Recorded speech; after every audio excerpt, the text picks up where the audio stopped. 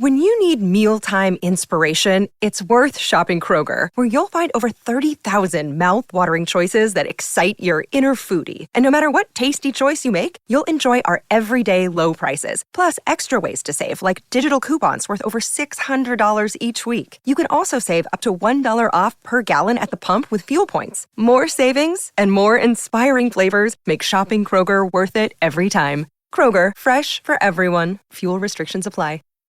When you need mealtime inspiration, it's worth shopping Kroger, where you'll find over 30,000 mouth-watering choices that excite your inner foodie. And no matter what tasty choice you make, you'll enjoy our everyday low prices, plus extra ways to save, like digital coupons worth over $600 each week. You can also save up to $1 off per gallon at the pump with fuel points. More savings and more inspiring flavors make shopping Kroger worth it every time. Kroger, fresh for everyone. Fuel restrictions apply. Mistrustful. With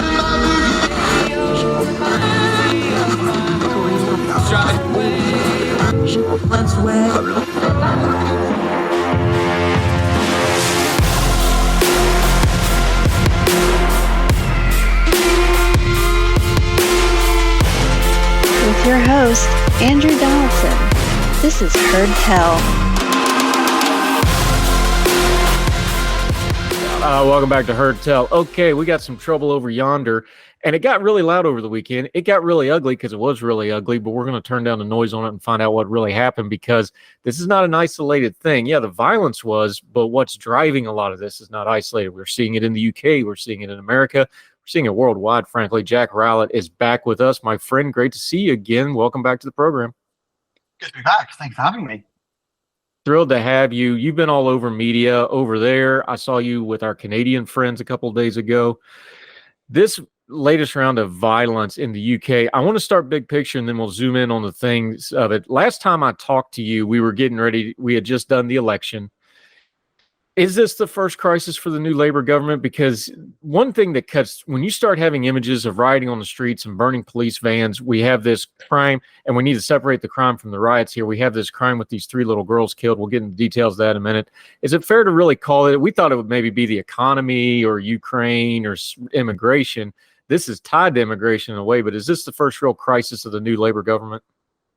Yeah, I think it is. I mean, it's the first real acute crisis. I mean, you mentioned the other stuff like the economy, immigration, Ukraine, the health service, all that stuff. The fact is, the kind of inheritance that Labour have got from the Tories has been so bad that they're actually facing lots of crises on multiple fronts. But this is the first big kind of crisis that's really captured the public attention, that's very acute, and that needs kind of immediate action from the government.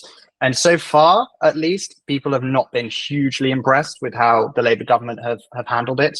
You look at the polling that's out, more people say that Keir Starmer is handling the rioting badly than handling it well. And I think there's a sense that they're not clamping down hard enough on the rioting and the crime.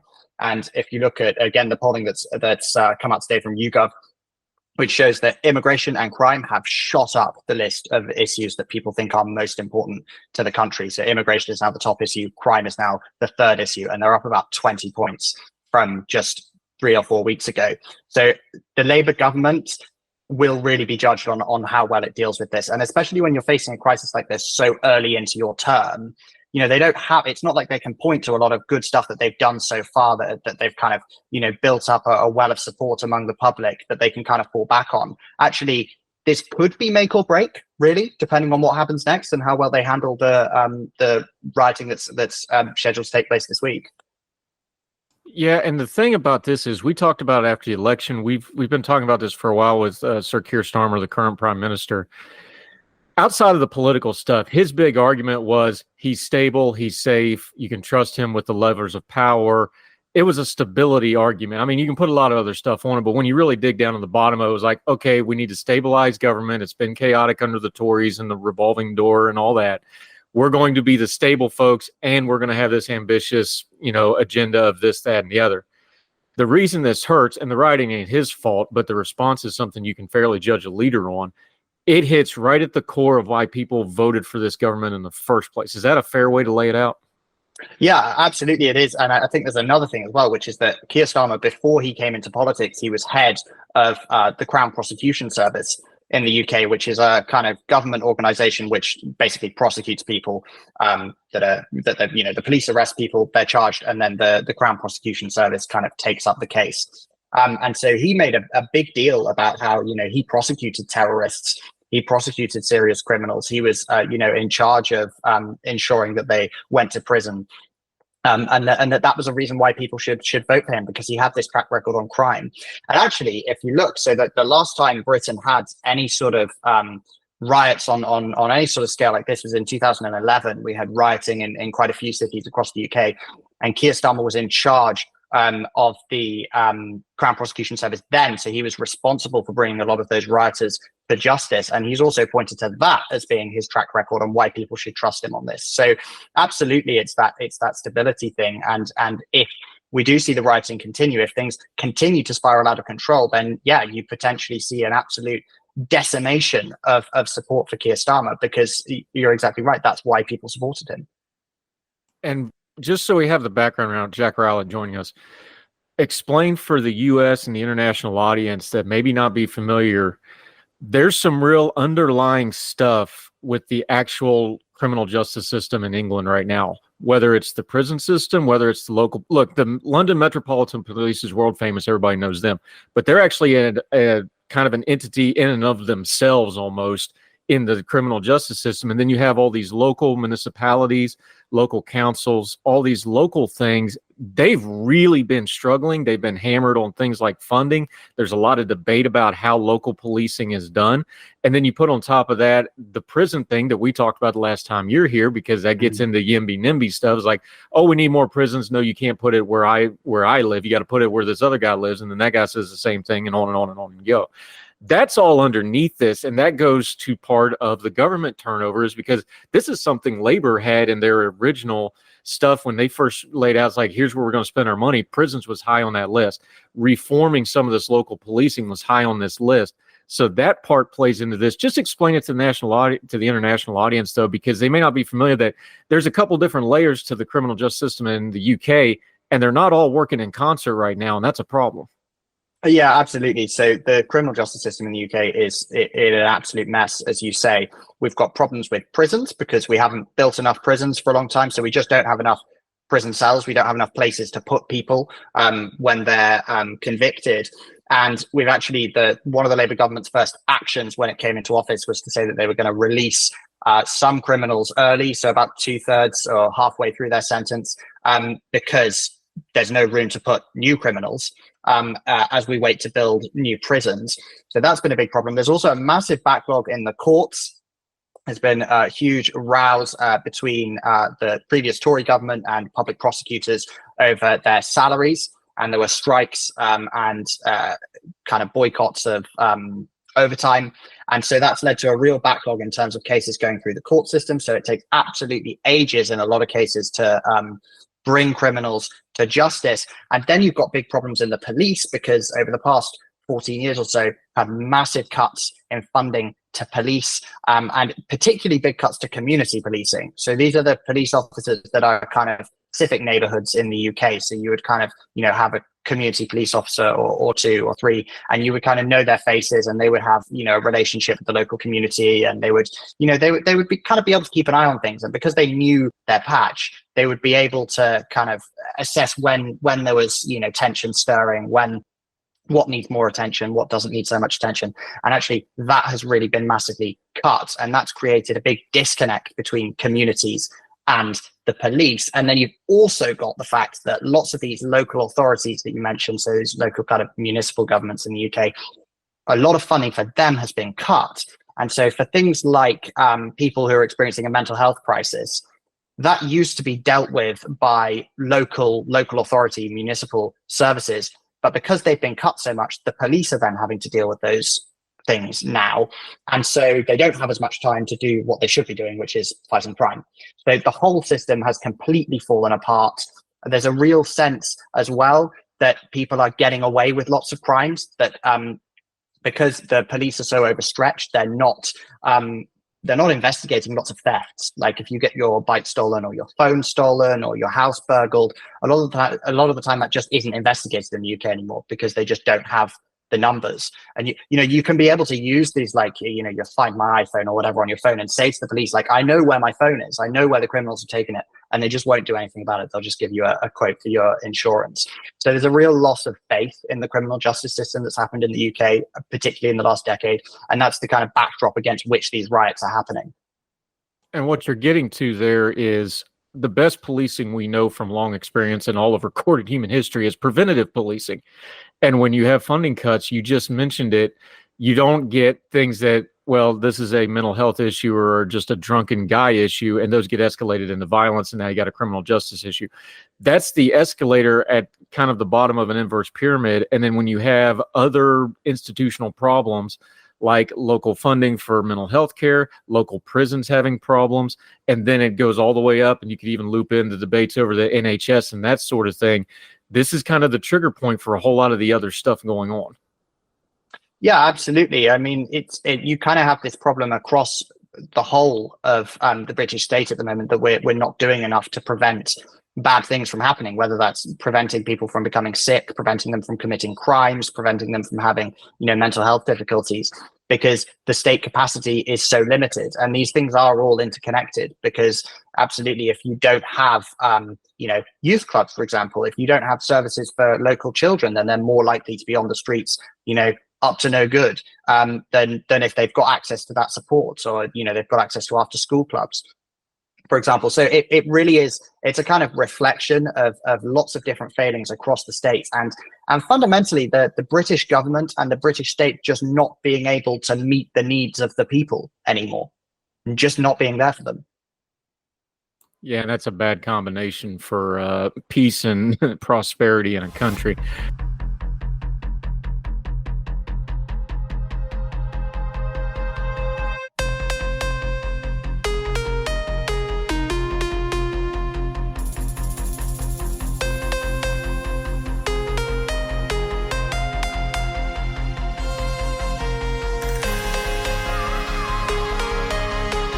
Picture this. You're not just fixing cars, you're living your passion every day.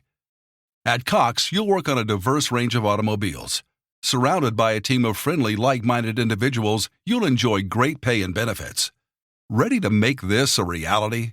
At Cox, we're recruiting auto and diesel techs to join our Mannheim and Fleet Services teams. Learn, grow, and fine-tune your career as a technician at Cox. Find out more at cox.career/autotech. When you need mealtime inspiration, it's worth shopping Kroger, where you'll find over 30,000 mouth-watering choices that excite your inner foodie. And no matter what tasty choice you make, you'll enjoy our everyday low prices, plus extra ways to save, like digital coupons worth over $600 each week. You can also save up to $1 off per gallon at the pump with fuel points. More savings and more inspiring flavors make shopping Kroger worth it every time. Kroger, fresh for everyone. Fuel restrictions apply.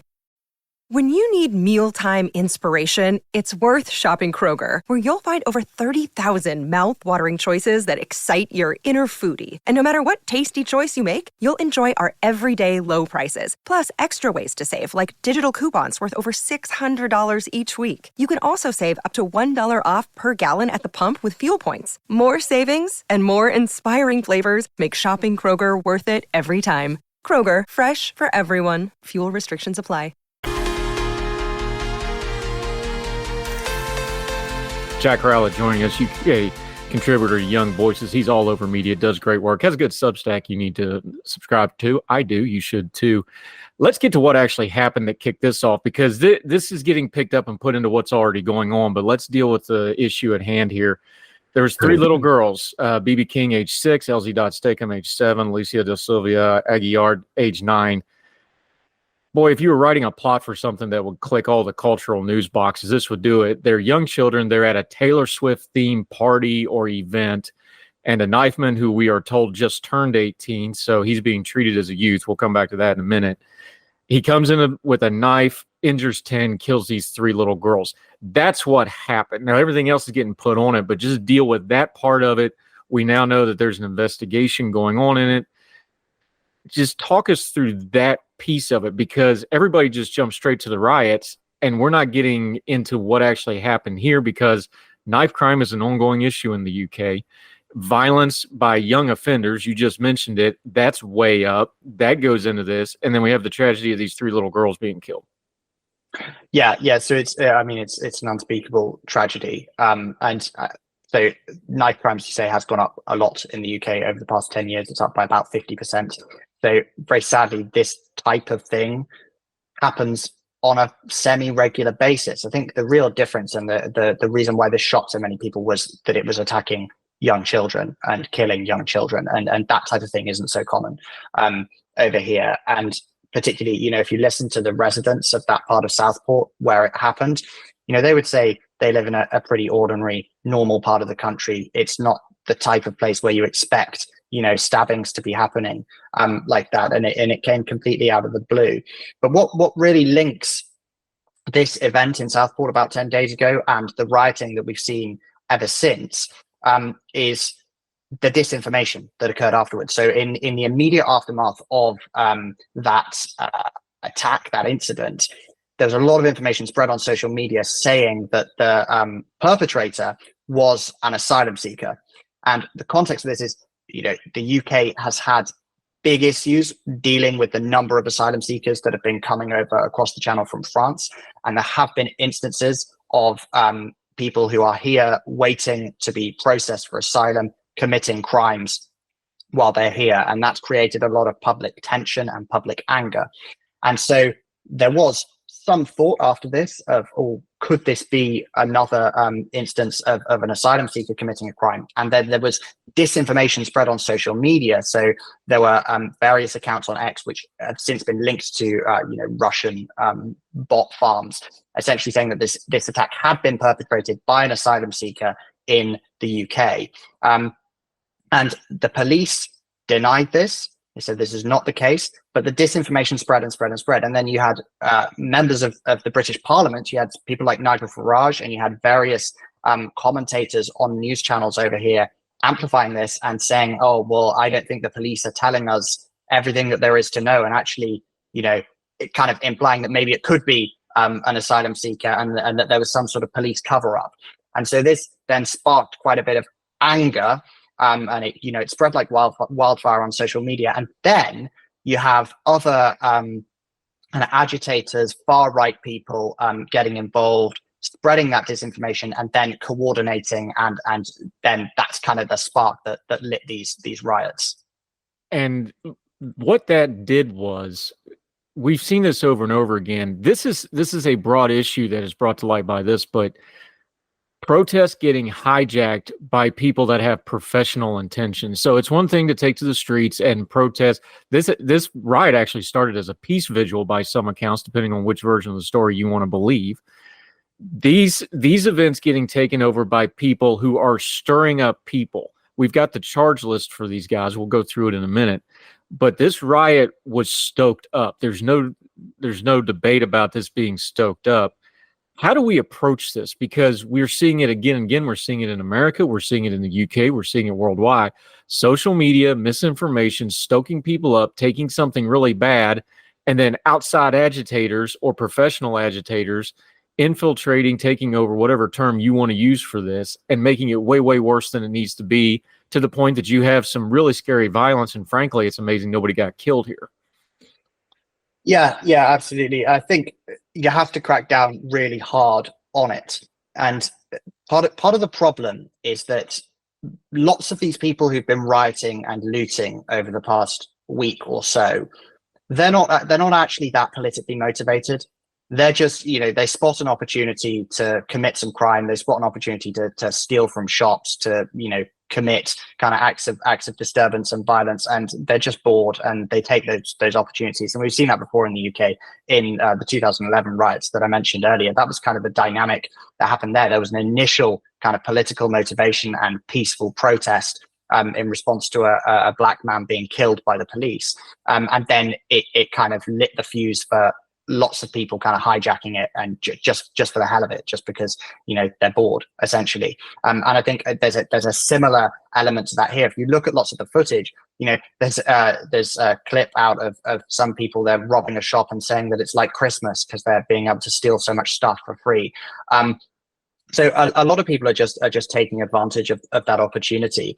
But then alongside that, you've got these sort of almost professional kind of agitators on the far right. And I think it is important, I know in Britain, and I think in America too, we kind of bandy terms like far left and far right about pretty easily. And we say that lots of things are far right or far left when actually they're not. They're just people we disagree with. But in this case, we are dealing with the far right. These are, Nazis. They are, neo-Nazis. They are people who want, an entirely white UK. They want to, attack mosques. They've been trying to set fire to hotels housing asylum seekers. Like, these are really dangerous extremist people. And I think the way you crack down on it is, let's call it what it is, which is terrorism. And when you say that it's terrorism and you say that the people involved are committing acts of terrorism, you kind of give it much more of a sense of taboo, and it stops being, you can't really apologize for it anymore. You can't really dismiss it as politically motivated trouble. It's something that has to be cracked down on by the state. And actually, we talked a little bit earlier about state capacity being so diminished, all those police cuts, all those court backlogs. Actually, the state really needs to get a grip on things now, because if it allows things to continue to spiral out of control, and you get more and more riots, the police don't have the capacity in the UK to deal with that. They are going to be overrun.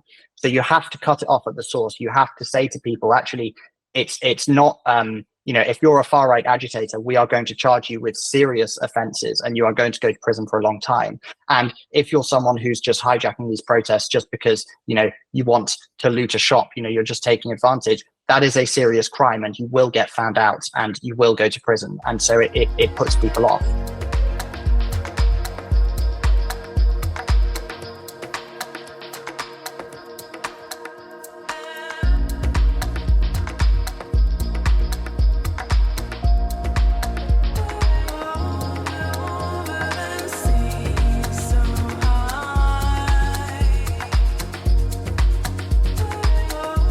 With Cash Pop from the Georgia Lottery, you just pick one number from 1 to 15, and if it matches, you win. And now Cash Pop has even more pop, with bigger prizes and more ways to win. There's 5 daily drawings or win instantly in the store. Ooh, that pop. Cash Pop has more pop. See? We even got a pop singer. Get your pop on. Play Cash Pop from the Georgia Lottery. Play responsibly. Cash Pop.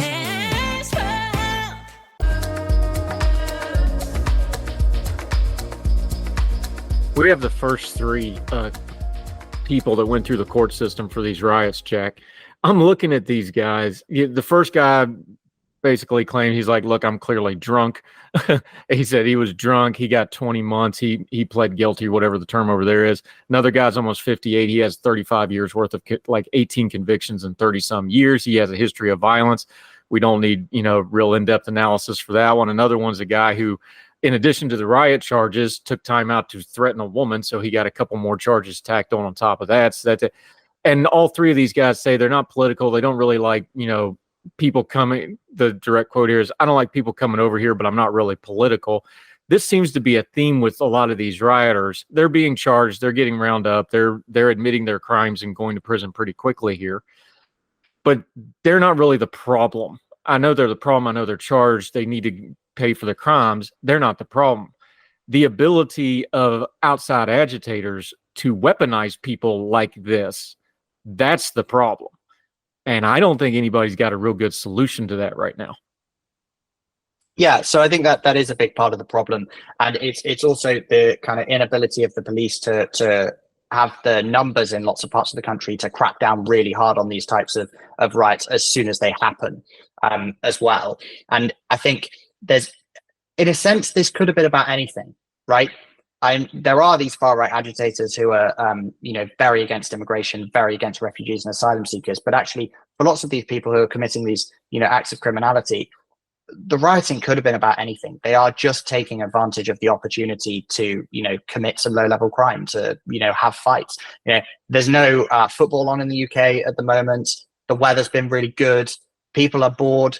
if you're a low-level criminal, you spot the opportunity to join in with some rioting, you're going to do it because you have nothing better to do with your time, especially if you don't think you're going to get caught. And actually, the evidence over the past few years with lots of crime just not being prosecuted or taking absolutely ages to progress through the system, you might think, well, I've got a good chance of not being caught, especially if there's, hundreds and hundreds of other people rioting. It's going to take the state ages to get through the whole list of charging people. And thankfully, they have been able to charge people more quickly. There's been courts sitting 24 hours in some parts of the country at the moment so that they can get these people through the system quickly. But there is this kind of sense that we're not really sure how you can stop this stuff from happening in the first place without having built up the state capacity. It's sort of like at the point where it happens, it's too late. It shouldn't be getting to this stage. You need more community policing. You need more resources for young people. You need more police funding in general, and you need to solve that court backlog, because then you can immediately solve these problems, and that you don't leave criminals thinking that they've got a decent chance of being able to get away with these crimes. And there's also the problem of social media as well, and that's a big kind of talking point in the UK at the moment. Is lots of these far-right groups in the UK, so Britain First and the English Defence League, and the various people associated with them, they didn't really have a platform because they've been banned from all these social media platforms.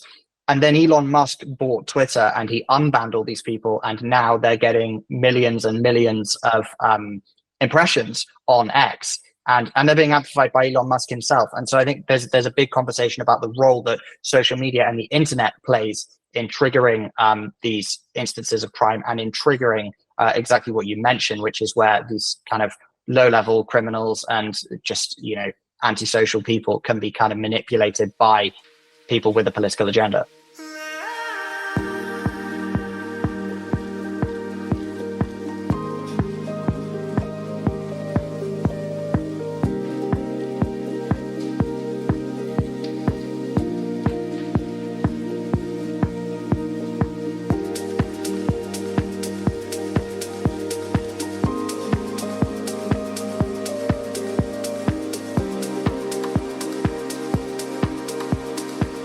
Yeah, Jack Rowlett joining us from over in the UK. You brought up Elon Musk. Kind of made news over here. He took a picture of some of this rioting and put, "This is what civil war looks like," out on Twitter, X, whatever they're calling it this week. I got all kinds of thoughts about that, but how did it hit you? Because you're actually over there. This, at best, is not helping. At worst, is maliciously ignorant. I don't want to try to mind read, but I've got a long list of this man's actions, and I know he's got a lot of fans, and I know a lot of people like some of it. I like the SpaceX he does. I think that's fantastic for humanity. I think what he's doing with Twitter's a absolute mess. But when you're tweeting something like that, when you're that guy and you say things like that, you don't get to say you're ignorant, in my opinion. I don't think you can't do that, but he's doing it. And he seems pretty oblivious to the effect it has. And it's not just him. There's others. You mentioned the Nigel Farages of the world that are office holders now and should be held to that standard. How do we talk about that piece of it? Because people are like, oh, he's a star. Everybody likes him. People have strong opinions for and against an Elon Musk. But when somebody like that says this is what civil war looks like, and what you really have is a drunken riot that was fired up by outside agitators over a really complex political issue, how should somebody like me talk about like that? The talking heads. Let's just stick to you and me and what we do. How should we cover that? Do we go after Musk? Do we go after his business? I don't think you can shut down all of Twitter and X. I think they should have banned these people, but that's a business decision. How do we even talk about that piece of it? Because Musk has got a lot of sway here and doesn't particularly care which way that swings.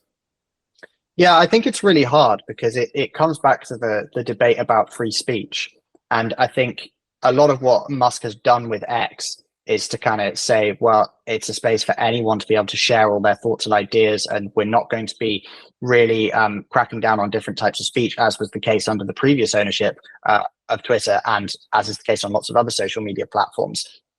But I think it's because, I'm pro-free speech. I think you should be able to say what you like, but there's always that kind of point where you're inciting violence, and that's where it becomes unacceptable. And I think that is what Musk is doing.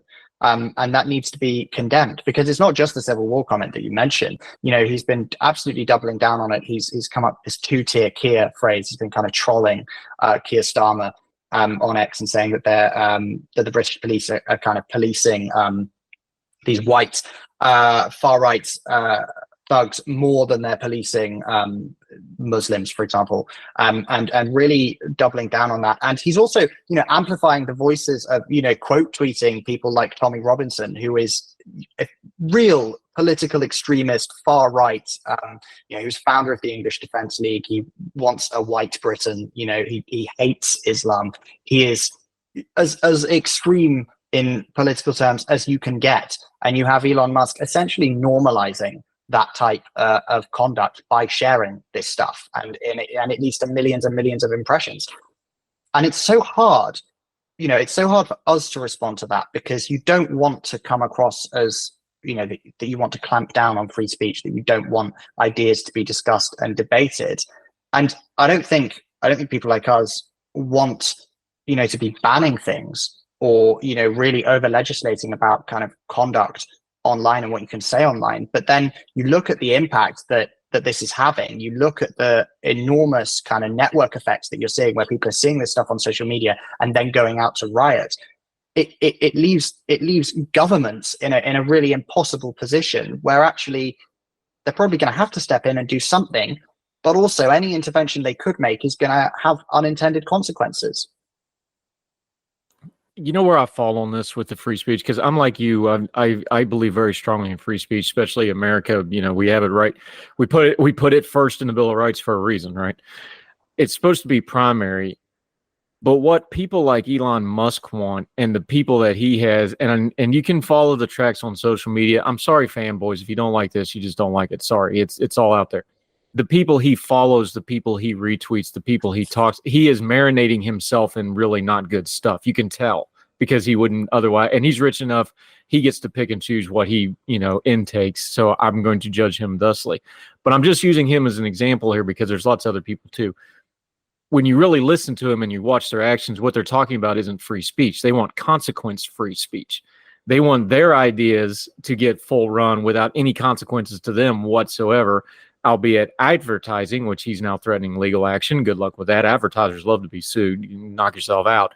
Or like you said, these far extreme groups who were previously banned, they don't think they should get to be banned. They should get to say whatever they want. They want a consequence-free. So when we're talking free speech, if we get to it, I understand there's legal arguments and legal things on free speech in America and also in the UK. The UK's gone way too far, in my opinion, in some aspects. The US is threatening to. But that's my standard, is you're not allowed consequence-free speech. And when you start using consequence-free speech, but using free speech as the argument to not have any consequences, that's the red flag for me. How does it land for you? Where's your line, do you think?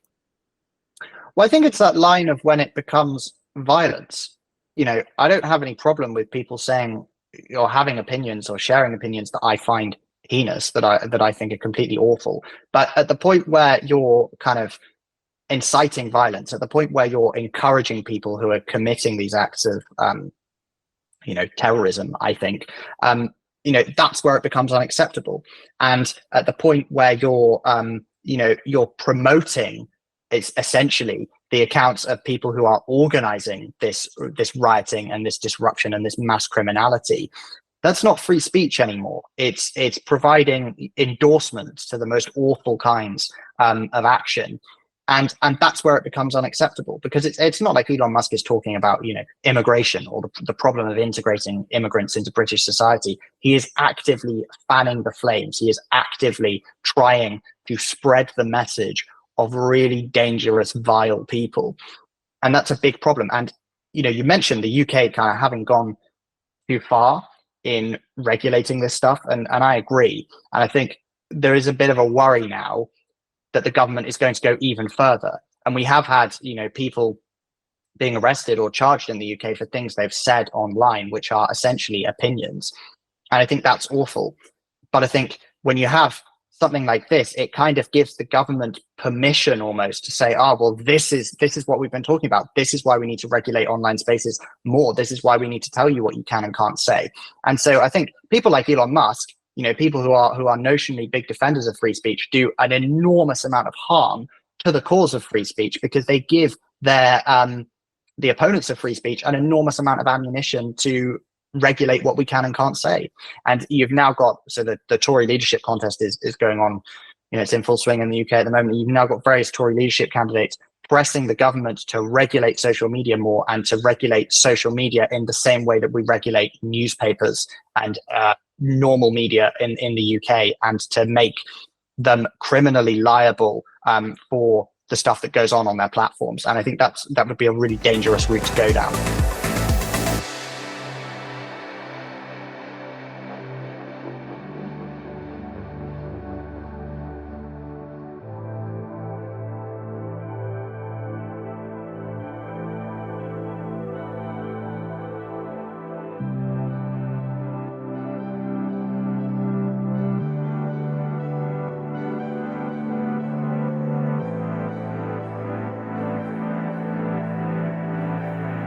Yeah, Jack Rowlett joining us. This goes into something that's very big picture and a lot of what's going on in the world, but it's important to mark it right here is, you called rioters terrorists. I agree. Once you go to violence, that's terrorism. That's not even rioting anymore. That's not even protesting anymore.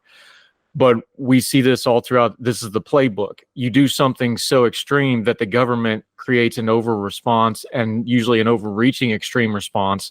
And it feeds into the extremists going, see there, I told you, look how horrible these people are.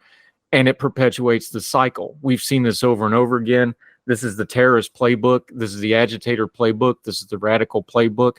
That's the danger. And yet the whole of government, especially representative government, is do something. We don't talk about that core thing, because you got to discuss that before the crisis comes, because the crisis comes and everybody's like, do something. And the radicals, it plays right into their hands. So before we get to that point, how do we win that argument ahead of time of, yes, we have to be, because the more you throw fire at these people, the more they're going to throw fire back. How do we break that cycle? Because that seems to be the road the UK is going down with some of this, because from the radicals' point of view, Southport was a win. That's a win for them. And they're going to be like, okay, how do we have another one, but this time in Merseyside, this time in London, this time in Cardiff, or wherever, pick your place.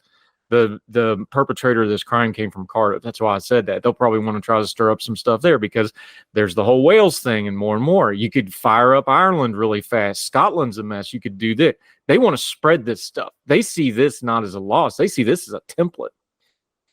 Yeah, it's absolutely great for them, and they're almost goading the government into over responding, as you say. And I think the government so far has really tried to remain fairly calm. And as much as there has been polling that suggests that people think that the government should be cracking down harder, maybe they should, but actually that kind of steady approach is designed, I think, not to play into the hands of the agitators. I think what you really need, though, is you need consensus at the top of politics. You need condemnation of this type of conduct from different sides of the aisle. And you need, and this comes from commentators like us as well, because I think you really need to be able to separate out what's happening from broader concerns about immigration and integration. And what we've seen in the UK over the past week is a lot of talk from commentators, a lot of talk from columnists, kind of saying, oh, well, this rioting's bad. We would rather it wasn't happening, but you can kind of understand why they're rioting, given immigration's so high, given we've got all these problems with integration. And actually, that's just not the case. They're just not related in that way. Like these far-right agitators will look for any opportunity to commit these acts of terrorism. It doesn't matter that the immigration rate is high. And millions of people in this country are concerned about immigration. It's one of the most important issues facing the country, according to about half the population. We should deal with the issue of immigration. We should deal with the issue of integration because those people care about it, not because terrorists and far-right agitators are trying to set hotels on fire. And you can't draw an equivalence between those two things. They are not related. Criminality is not related to legitimate political concerns. And the vast majority of people who have those concerns, vast majority, are just ordinary people. They're not out on the streets burning things or committing crime. And the linking of these people who are doing this rioting at the moment, I think it kind of comes out of the January the 6th kind of playbook.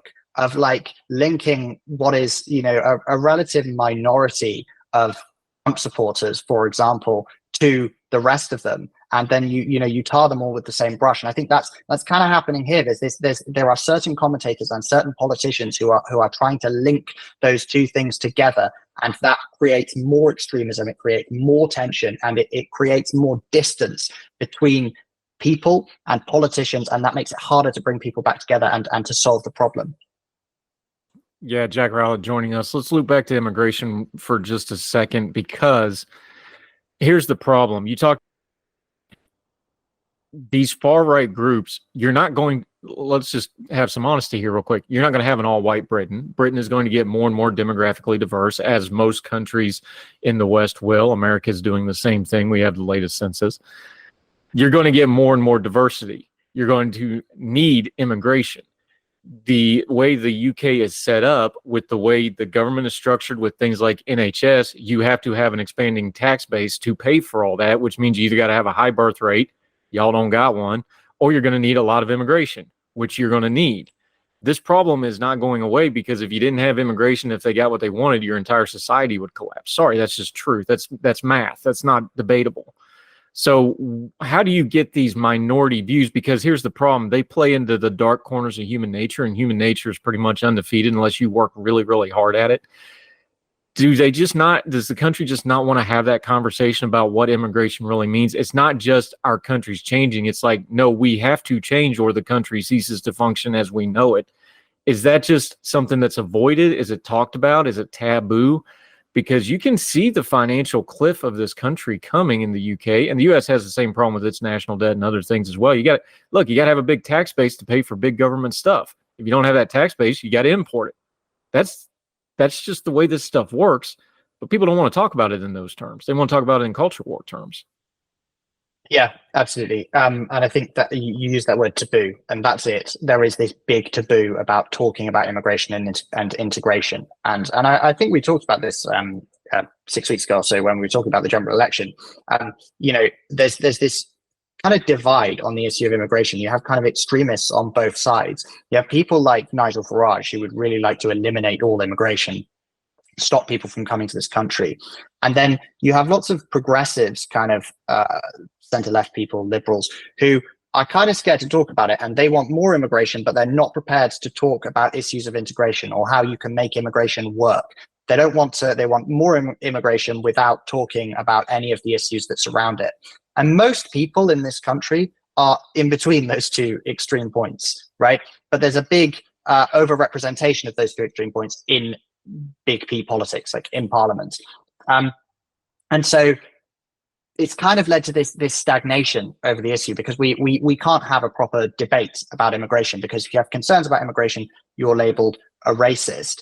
And if you're, a person who says, well, I think we actually do need some immigration because our, dependency ratio, we've only got about, we've got less than 3 workers per dependent now compared to over 4 25 years ago, and it's going to fall to 2 by 2050. We need to expand the tax base. Our birth rate is falling, as you say. We need people. But if you make that argument, you're said to be, you're not being realistic. People won't put up with it. We need to reduce immigration. The people want to reduce immigration. So there's just not an adult conversation about it. And I think the conversation has to move to making immigration work, to accepting that we need immigration, but also accepting that integration is a problem. We have lots of people coming to the UK, and wherever they come from, they tend increasingly to live in communities surrounded by very similar people. So you have Muslims coming to the UK, and they live in almost all Muslim communities in a lot of cases, and then you have all white communities, and that's not a recipe for success as a nation. You need, if you're going to have large amounts of immigration, you need different cultural groups to live alongside each other, because we've essentially segregated people, and it's led to the point where you have these communities where there are large numbers of Muslims, and then there's enormous pressure exerted on the education system by elders in the community who don't want LGBTQ education, or they don't want education about religions other than Islam. There's a teacher that had to go into hiding in the UK because he showed a cartoon of the Prophet Muhammad, and then he got an enormous amount of death threats from the local Muslim community, and the police here did absolutely nothing about it. And so there's this kind of idea that, different standards, different kind of communities are being held to different standards. And I think that's a problem that occurs when you have segregation in terms of different cultural groups living completely separately. That's a big problem. And if we don't solve that, we are going to see more and more tension. And I'm not talking about the tension that we've seen in terms of the rioting. I'm talking about tension of ordinary people, normal people who aren't committing acts of crime, but they will be voting for increasingly extremist political parties. They will be expressing increasingly extremist opinions because immigration isn't being dealt with by the vast majority of the political class at the moment. And the only people talking about that issue of integration are people whose fundamental worldview is nonsense, who are completely closed to the idea that we need to broaden the tax base, and who want to get rid of all immigration rather than make it work. Yeah, Jack Rowlett joining us. There's a lot of ugly to the stories on the immigration in the UK. The thing is, the ugly is playing into the bad. We've already covered that portion of it. But just to put a bow on this, how do you see the national leadership needing to talk about this? What do you think the national leaders need to be saying about this? We opened up with the crisis of government. What's the one key item they need to be doing here? Obviously, the rioting in the streets, but they're going to have some kind of an immigration program here that settles people down, right?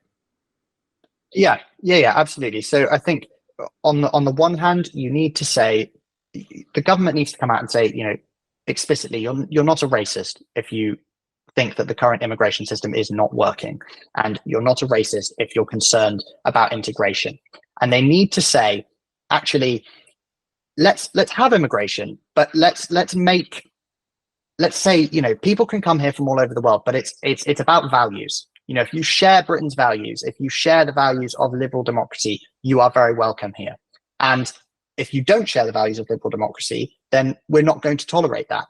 It is not okay to come here and, abuse teachers and kind of scare them into hiding, or to try and exert pressure on the education system to determine what is and isn't taught because of your religion. It's not okay to kind of have a different standard of expectation of women's behavior in one community from another. We are a liberal society. We believe in individual choice. We believe in, the tolerance and coexistence of different peoples. And we believe in individual rights. And if you believe in those things, you can come to this country. And if you don't, then we're going to crack down on that.